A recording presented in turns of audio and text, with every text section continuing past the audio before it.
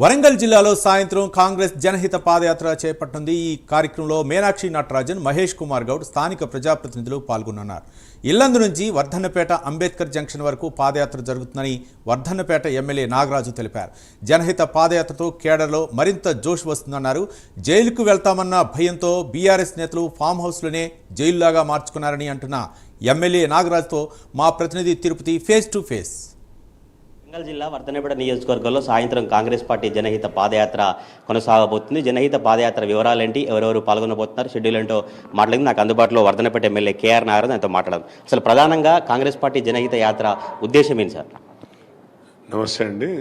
ముఖ్య ఉద్దేశం ఏంటంటే ఈ యొక్క పాదయాత్రతోని దట్టు నేను కొత్తగా గెలిచా ఎమ్మెల్యే కాబట్టి ఉమ్మడి వరంగల్ జిల్లాకు వేరే నాయకులకు ఇవ్వకుండా నేను ఈ ఆపర్చునిటీ తీసుకోవడం జరిగింది.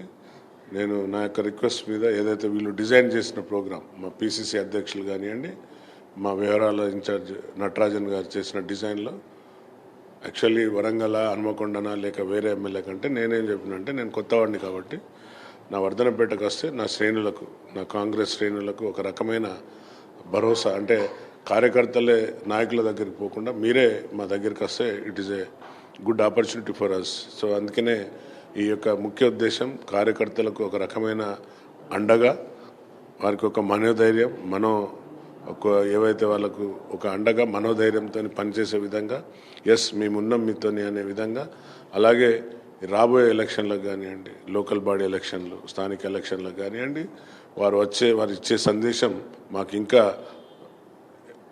చాలా ఉపయోగపడుతుందని భావించి యొక్క పాదయాత్ర నేను తీసుకోవడం జరిగిందండి. పాదయాత్ర ఏ టైం స్టార్ట్ అవుతుంది, ఎవరెవరు పాల్గొనబోతున్నారు, ఎన్ని కిలోమీటర్ల మేరకు పాదయాత్ర ఉంటుంది?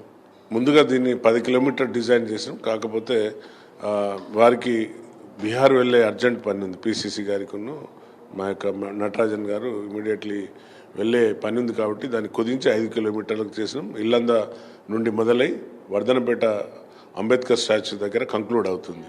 5 o'clock నుండి బహుశా 9 లోపల మేబీ హాఫ్ అన్ అవర్ అటు ఇటుతోని కంక్లూడ్ అవుతుంది. అంబేద్కర్ చౌరస్తాలో వర్ధనపేటలో క్లోజ్ అవుతుందండి.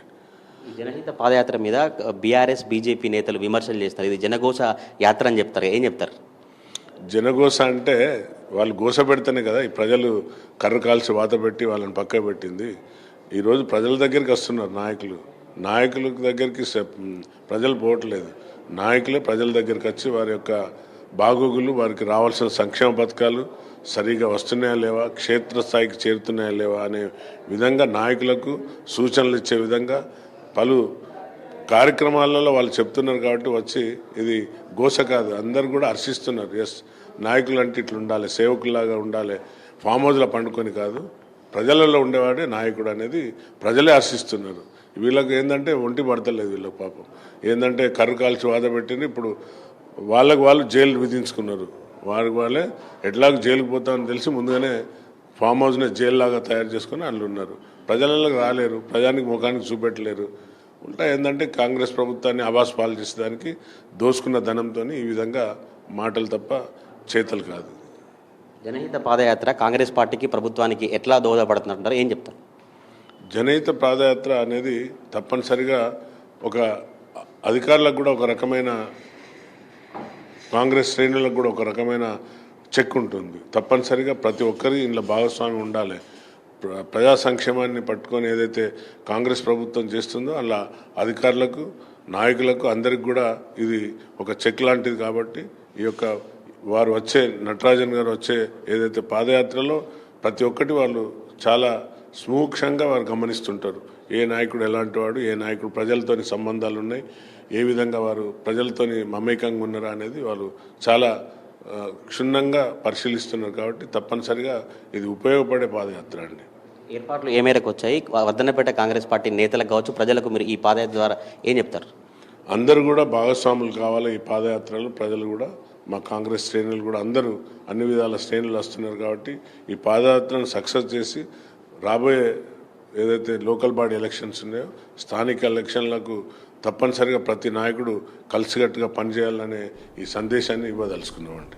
ఇది వర్ధన్నపేట ఎమ్మెల్యే కేఆర్ నాగరాజు అభిప్రాయం అయితే ఈరోజు సాయంత్రం ఇల్లంద వ్యవసాయ మార్కెట్ నుంచి వర్ధన్నపేట టౌన్ వరకు కాంగ్రెస్ పార్టీ జనహిత పాదయాత్ర కొనసాగబోతా ఉంది. బీజేపీ బీఆర్ఎస్ చేసేటువంటి విమర్శలు పట్టించుకోము, బీఆర్ఎస్ నేతలు ఫామ్ హౌస్ను ఒక జైల్లాగా చేసుకున్నారంటూ వర్ధన్నపేట ఎమ్మెల్యే కేఆర్ నాగరాజు చెప్తున్నటువంటి పరిస్థితులు కనబడతా ఉన్నాయి.